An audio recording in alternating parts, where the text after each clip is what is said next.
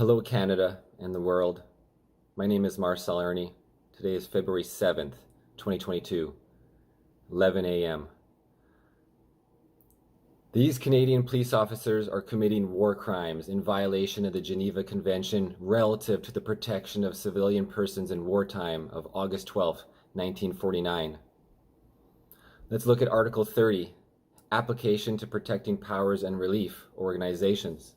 Page 180 in the Fourth Geneva Convention of 1949. Article 30, protected persons shall have every facility for making application to the protecting powers, the International Committee of the Red Cross, the National Red Cross Society of the country where they may be, as well as to any organization that might assist them. Fundraisers. These several organizations shall be granted all facilities for that purpose by the authorities within the bounds set by military or security considerations. Apart from the visits of the delegates of the protecting powers and of the International Committee of the Red Cross provided for by Article 143, the detaining or occupying powers shall facilitate as much as possible visits to protected persons by the representatives of other organizations whose object is to give spiritual aid or material relief to such persons. The truckers and other members of the public are protected persons under Article 30 and have the absolute right to protest and receive material relief from any organization that might assist them. Moreover, the Canadian Police Force has an affirmative duty such that the detaining or occupying power, the Canadian Police Force, shall facilitate as much as possible visiting to protected persons by the representatives of other organizations whose object is to give spiritual aid or material relief to such persons. Said it again. Therefore, the Canadian police officers are committing war crimes against protected persons under the Geneva Convention for Article 30.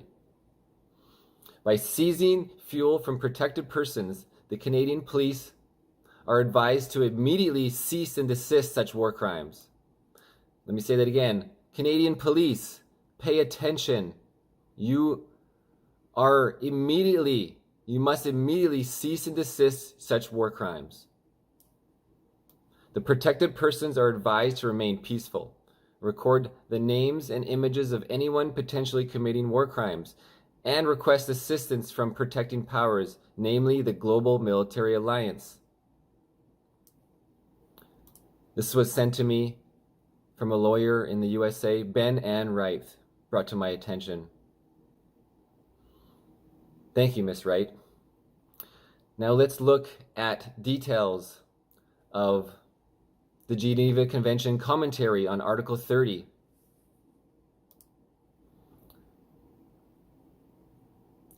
Application to Protecting Powers and Relief Organizations, Article 30 in the Geneva Convention communication. The diplomatic conference adopted Article 30 without making any change of importance to the text based on the government experts' recommendation. The article is placed in this section as all protected persons, both in the territory and the belligerent power and in occupied territory, are entitled to communicate with the protecting powers and with relief organizations. Okay, now let's look at the Geneva Conventions of August 12, 1949 commentary.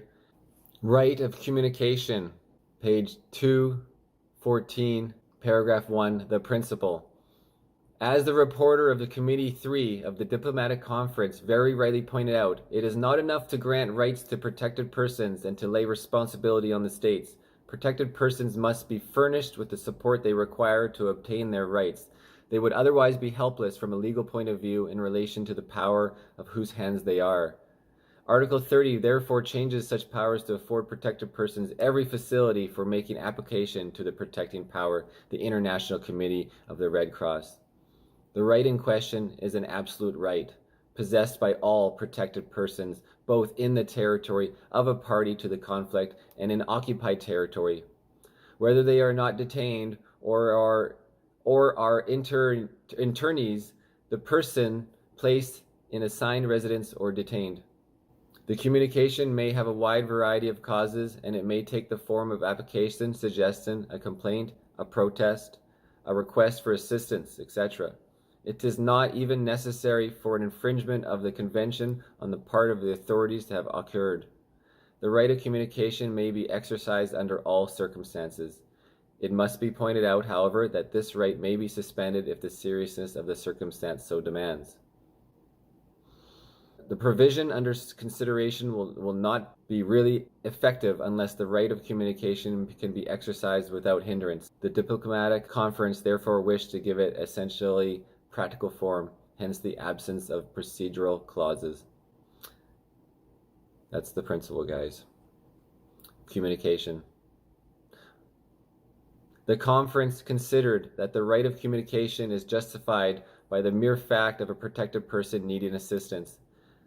The fact that a new convention grants civilian war victims a formal and absolute right of appeal to supervising and relief agencies, a facility which up till then had depended solely on the goodwill of the parties to the conflict, this of great significance. The certainty of being able to avoid isolation, of being able to establish contact with impartial charitable agencies, and together with the hope of sympathy and relief in cases of distress, is psychologically most valuable to protected persons for the moral support it gives them. On the other hand, the obligation laid on the belligerents represents a warning and will encourage scrupulous observation of the provisions of the Convention. Police of Canada, RCMP, Ottawa Police, Calgary Police Services, police in all provinces, you must cease and assist. You are committing war crimes against your own people. Stop it. Now. This is Marcel Irnie reporting February 7th, 2022.